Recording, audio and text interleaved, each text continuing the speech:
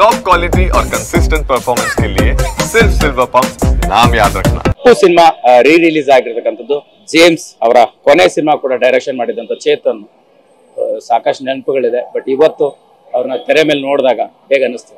ಬೆಳಗ್ಗೆನೆ first show ನೋಡಿದ್ರಿ ಅಂದ್ರೆ ಅವರು ಅಷ್ಟು ಸಿನಿಮಾಗಳಲ್ಲೂ ಕೂಡ ಅವರ ಒಂದು ಆಕ್ಷನ್ ಇರ್ಬೋದು, ಅಂದ್ರೆ ಪರ್ಫಾರ್ಮೆನ್ಸ್, ಡಾನ್ಸ್ ಇರ್ಬೋದು, ಆ ಇಂಟೆನ್ಸಿಟಿ ಎಲ್ಲೂ ಕಮ್ಮಿನೇ ಆಗಿಲ್ಲ ಅಂತಾನೆ ಅನ್ಬೋದು. ಆ ಫಸ್ಟ್ ಸಿನಿಮಾ ನೋಡಿದ್ರೆ ಆಶ್ಚರ್ಯ ಆಗುತ್ತೆ, ಏನು ಆ ಒಂದು ಫಸ್ಟ್ ಸಿನಿಮಾಲ್ ಆ ಕಾನ್ಫಿಡೆನ್ಸ್, ಆ ಡೈಲಾಗ್ ಡೆಲಿವರಿ ಅಂಡ್ ಅವ್ರ ಪರ್ಫಾರ್ಮೆನ್ಸ್ ಇರ್ಬೋದು. ಖಂಡಿತ ಆ ಒಂದು ವ್ಯಾಕ್ಯೂಮ್ ಇದ್ದೇ ಇರುತ್ತೆ ಕನ್ನಡ ಇಂಡಸ್ಟ್ರಿಯಲ್ಲಿ, ಅವ್ರು ಇಲ್ಲ ಅನ್ನೋಂಥದ್ದು ಆ ಒಂದು ಜಾಗ ಅನ್ನೋದು ವ್ಯಾಕ್ಯೂಮ್ ಇದ್ದೇ ಇರುತ್ತೆ. ಅಂಡ್ ಈ ಸಂದರ್ಭದಲ್ಲಿ ಎಮೋಷನಲಿ ಸಿಕ್ಕಾಪಟ್ಟೆ ಮಿಸ್ ಮಾಡ್ಕೊಂತೀವಿ ಅಪ್ಪು ಸರ್ನ. ಅಂದ್ರೆ ಈ ಪರ್ಟಿಕ್ಯುಲರ್ ಆಗಿ ನೀವು ಕೊನೆ ಸಿನಿಮಾ ಡೈರೆಕ್ಷನ್ ಮಾಡಿದ್ರಿ, ಬಟ್ ಅಪ್ಪು ಅವರ ಮೊದಲನೇ ಸಿನಿಮಾದಿಂದ ಹಿಡಿದು ಕೊನೆ ಸಿನಿಮಾವರೆಗೂ ಹಂಗೆ ಇದ್ರು ಅನ್ನೋಂಥದ್ದು, ಅವ್ರ ಜೊತೆಗೆ ಎಲ್ಲರೂ ಕೂಡ ಜರ್ನಿ ಮಾಡಿರೋಂಥವ್ರು. ನಿಮ್ಗೆ ಹೆಂಗ್ ನೆನಪಾಯ್ತು ಈ ಕ್ಷಣಕ್ಕೆ? ಖಂಡಿತ, ಯಾಕಂತಂದ್ರೆ ಅವರು ಫಸ್ಟ್ ಸಿನಿಮಾದಿಂದ ನೀವು ಕೊನೆ ಸಿನಿಮಾ ಗಂಟ ನೋಡ್ಕೊ ಬಂದ್ರು ಅವರು ಸ್ಕ್ರೀನ್ ಮೇಲೆ ಅದ್ರದ್ದು ಏನು ಆ ಒಂದು ಪಾತ್ರಕ್ಕೆ ಜೀವ ಕೊಡ್ಬೇಕು ಅದನ್ನ ಕ್ಯಾರಿ ಮಾಡ್ಕೊಂಡೇ ಬಂದಿದ್ದಾರೆ. ಅಂದ್ರೆ ಅಷ್ಟು ಕಾನ್ಫಿಡೆಂಟ್ ಆಗಿ ಪರ್ಫಾರ್ಮ್ ಮಾಡೋದಿರ್ಬೋದು. ಯಾರು ಡೆಬ್ಯೂ ಮಾಡ್ಬೇಕು ಅಂದ್ರೆ ಖಂಡಿತ ಅಪ್ಪು ಸಿನಿಮಾನ ಫಸ್ಟ್ ನೋಡ್ಬೇಕಂದ್ರೆ ಅವರ ಡೆಬ್ಯೂ ಯಾರಾದ್ರೂ ನಾಯಕ ನಟರ ಕನ್ಸುಗಳು ಇಟ್ಕೊಂಡು ಇಂಡಸ್ಟ್ರಿಯಲ್ಲಿ ಒಂದಿಷ್ಟು ವರ್ಷಗಳು ಕೊಡುಗೆ ಕೊಡಬೇಕು, ನಾಯಕ ನಟನಾಗಿ ಇರಬೇಕು ಅಂದ್ರೆ ಖಂಡಿತ ಅಪ್ಪು ಸಿನಿಮಾ ನೋಡ್ಬೇಕು. ಅಂದ್ರೆ ಆ ಎಷ್ಟರ ಮಟ್ಟಿಗೆ ಆ ಕಾನ್ಫಿಡೆನ್ಸ್ ಇದೆ, ಅವ್ರ ಪರ್ಫೆಕ್ಷನ್ ಇದೆ, ಆಕ್ಟಿಂಗ್ ಇರ್ಬೋದು, ಡಾನ್ಸ್ ಇರ್ಬೋದು, ಅದು ಬಹಳ ಖುಷಿ ಅನ್ಸುತ್ತೆ. ಅಂಡ್ ಅಪ್ಪು ಸರ್ನ ನಾವು ಖಂಡಿತ ಫಿಸಿಕಲಿ ಮಿಸ್ ಮಾಡ್ಕೊಂತೀವಿ ಈ ಸಂದರ್ಭದಲ್ಲಿ.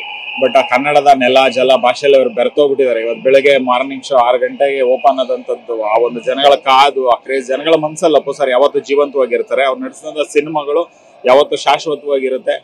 ಮತ್ತೆ ನಾವು ಅಪ್ಪು ಸರ್ನ ಅವ್ರ ಸಿನಿಮಾಗಳ ಮುಖಾಂತರ ನಾವು ಆರಾಧಿಸ್ಬೋದು. ಅಪ್ಪು ಸರ್ ಸಿನಿಮಾಗಳು ನೋಡೋದ್ರ ಮುಖಾಂತರ ಅವ್ರನ್ನ ನಾವು ಸಂಭ್ರಮಿಸ್ಬೋದು ಅಂತ ನಾನು ಭಾವಿಸ್ತೇನೆ.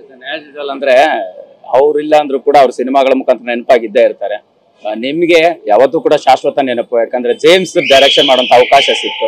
ಅದನ್ನ ಈ ಸಂದರ್ಭಕ್ಕೆ ಇವತ್ತು ತೆರೆ ಮೇಲೆ ಅಪ್ಪು ಸರ್ ನೋಡುವಾಗ ಅವ್ರ ಜೊತೆಗಿನ ದಿನಗಳು ಹೆಂಗ್ ನೆನಪಾಯ್ತು? ಇಲ್ಲ, ಖಂಡಿತ ಅದು ಎಮೋಷನಲ್ ಮೂಮೆಂಟ್. ಆಗ್ಲೇ ಹೇಳ್ದಂಗೆ ಕಣ್ಣೀರು ಬತ್ತೋಗ್ಬಿಟ್ಟಿದೆ. ಅದು ಬಹಳ ಕಷ್ಟ.